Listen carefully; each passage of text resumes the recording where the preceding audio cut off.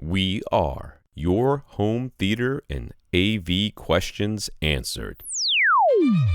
This is AVRant. Want your home theater or AV question answered by Tom and Rob? Send it to question@avrant.com. Welcome to AVRant. I'm Tom Andry, and I'm here with Rob H. Russell. Russell recently moved into a new house and has finally been able to get the theater room set up. The area itself is fairly small, 12 by 15, but it's a second floor open loft in a 14,000 cubic foot open room concept. Yeah. Open concept room, whatever. The speakers are basic JBL end walls, and it's a 7.1 system, so it's a very neat and clean installation. His receiver is a Denon X1300. Wow, so it's a real base model there. He doesn't usually listen at particularly high volumes, but does like to hear the low-end rumble in movies. Apparently, so do his neighbors, because that's what's going to have to happen in order for this to be a thing. Well, he says new house. He didn't say townhouse or apartment, so I'm That's hoping true. this is a fully detached house. I hope you live in the country someplace far away from other people. And researching subwoofers, he stumbled across the infinite baffle concept. As it happens, he has a 300 cubic foot storage closet behind the theater front wall, so it seems to be a feasible option. He's now considering the installation of 4 15-inch drivers and 2 dual opposed manifolds in the front wall, 1 manifold beneath each of the mains, powered by a Behringer amplifier. So what do we think of this plan? I don't like this plan. I don't like it. I don't think it's a good plan. I don't like it. Yeah, like raw output wise, you might be fine, but placement wise, you might is not. literally, yeah. And once you've built this, you ain't moving it easily. That's for sure. Yeah. So infinite baffle subs. This is the joy of the infinite baffle sub. Okay. Essentially, as far as subwoofers go, they're probably cheaper than actually buying. In some ways, they're cheaper than buying similar output subwoofers. Okay? Yeah, well, because you're not buying a cabinet. Not buying the cabinet. You're not paying for all the other stuff, the aesthetics and all that other stuff. But yeah. We want our subwoofers to be placed in opposing walls, mirrored. Okay, so that means if it's in the front left, if it's in the front right, okay, if it's in the center of the front wall, you want the second one to be in the center of the back wall. If it's in the front left corner, we want the other one to be in the back right rear. corner. Yeah. Okay, so we want them opposing walls. You're placing yours as if your full range speakers, your speakers were full range. You're placing them directly behind the main speakers, if I'm reading this correctly. Yeah. Which is not opposing walls and is not mirrored and is not the optimal placement for subwoofers in any settings. In fact, if you had done that, let's pretend that whatever this infinite baffle thing was actually part of your speaker, I would ask you to cross your speaker over at 80 hertz and then buy subwoofers for your room so that you could put them in the optimal placements. Now, will you get a ton of output? Wrinkle. Yes. Right. It just won't necessarily be very even or sound very nice. Yeah, there's a pretty big wrinkle in this, which is that this is a second floor loft that's completely open to this 14,000 cubic foot space. Yes. Which basically, like, I don't know where this loft is positioned within this space. Is it basically like one of the corners of this total space? Yeah, I kind of typically are. Yeah. But it might not be. It might be suspended somewhere in the middle of this space and have a spiral staircase going up to it. I don't know. But basically, you're almost putting like one gigantic subwoofer wherever that part of the loft is in your room. Like that's kind of what's going on. Yeah. Now it doesn't make. I can't really say it makes any sense in any way to try and fully pressurize your 14,000 cubic feet. That just doesn't make a whole lot of sense because, I don't know, maybe he lives completely alone and he really doesn't mind, but if there's anyone else living in this house, I mean, that's got to be so loud and so pressurized, there's no way he'll ever get to use it unless you're alone in the house. I mean, it's just completely ridiculous. The kind of output level. Some dishes, yeah. Yeah. No, he's saying he doesn't listen at particularly high volumes. He likes to hear the low end rumble. He's not necessarily looking for full pressurization. That's good. I really genuinely believe, though, Russell, that since you have this area, this 12 by 15 area that's designated as your theater area, and that's not gigantic, and what you're really looking for is something that looks clean, because I think the looks has a lot to do with this. Yeah, I think so too.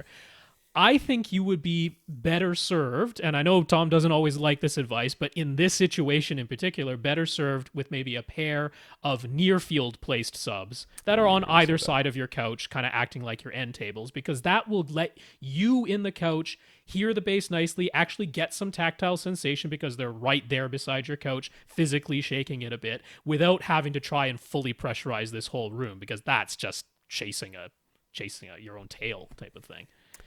That's fine. If you want to follow that advice, I would not be opposed to it. If you're going to go the infinite baffle route, I think that you treat the infinite baffle as a single sub, and you try to place it in a way that makes sense, as if you were going to buy another sub and place it in a good, opposing it in some way. Well, because so I would this not huge volume of space that he has, one sub that's like essentially in the corner of this 14,000 cubic foot space might be fine. Like, you've got so much space that you aren't dealing with a whole lot of the standing waves that much smaller rooms. Because you're not getting the standing waves in the you higher might actually frequencies in your space you might be able to get a 20 hertz wave the 56 point something feet it needs to get from a start to the next start of the wave. You might actually be able to get that far, that's pretty impressive. But that's what I would do. I would put it like in a corner, like as far away, centered under your, like the opening for the infinite baffle being centered under your TV or something, and just be like, that's my one sub there. That's my sub. I have one sub. That's the way I would do it. I would not split it. I agree, because later on that's going to make it even more difficult. If you do really decide you want to have even or bass, if you're like, wow, this is really uneven, well, you can fix uneven easier if it's coming from one location than if you've already split into two. And then you've really kind of hosed yourself there. So that's my suggestion. If you're going to go infinite baffle, make it one sub and make it in like corner someplace. I think is probably the best way to do it. Just get it off so that you can at some later time even it out. Yeah, I don't want anybody listening to think that the presence of an infinite baffle sub is some magical thing. It's not. It's just a subwoofer. another. Yeah, it's just another way of building a subwoofer. It's very similar to just having a ported subwoofer where the port of the sub happens to be on the other side of a wall. That's all. That's really what's going on here. So, 4 15-inch drivers, well, if you had 4 15-inch subwoofers, ported subwoofers, that'd be a lot of output. That's what you're getting. So just the mere presence and the fact that it is infinite baffle doesn't make it anything particularly special, but it does give you this look, which is that you don't see a big box in your room. We're totally fine with that. But I do what either Tom's suggestion of what ends up happening with these people who make these infinite baffle subs is that they are very, very invested into them. I mean, and there's nothing wrong with that. They're proud of what they've done. They're very happy with it. Infinite Gary loves his. That's why we call him Infinite Gary, because of his infinite baffle sub. That's right. And there's nothing wrong with it. The problem I have with infinite baffle subs is they're very hard to move into a different room. And once you've got them, once you've got one, next to impossible. It's really, I'm going to say it was impossible. It's just hard. Next to. It's once you've got one placed, and you at that point you've got no other options. You're like, I have to deal with this placement. I have to deal with where I've placed this thing. And if it's not in a great place, you are going to be spending a lot of money, a lot of time, a lot of aggravation trying to fix something that if it had been a standalone box, you could just pick it up and move it over 3 feet, and and all your problems would be solved. So that's my reservation with infinite baffle. The same placement rules apply. Like I saw one setup that was, the guy had his entire attic space open above him. That's what he was going to use as the rear part for his subs. But he put, 4 18-inch drivers along the front wall, 4 18-inch drivers along the back wall. Well, he just put front and rear mid-wall placement like we would do with any sub. It happens to be in his ceiling above him, but it was still front wall, back wall. Right. And that worked out excellent for him. But that wouldn't really have changed if you had somehow managed to hang 4 gigantic 18-inch subs at the front and 4 at the back along the perimeter, the edge between your ceiling and wall. That also would have worked. So, it doesn't really change any of the rules about subwoofers. It's just a different form factor for the cabinet. That's really all it is.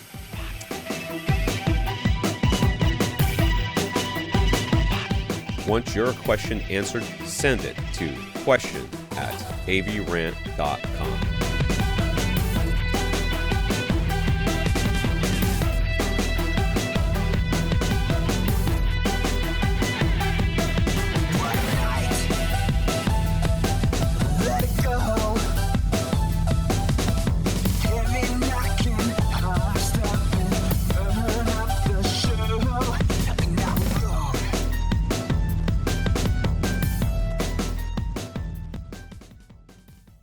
This is AVRant. Now go out and listen to something.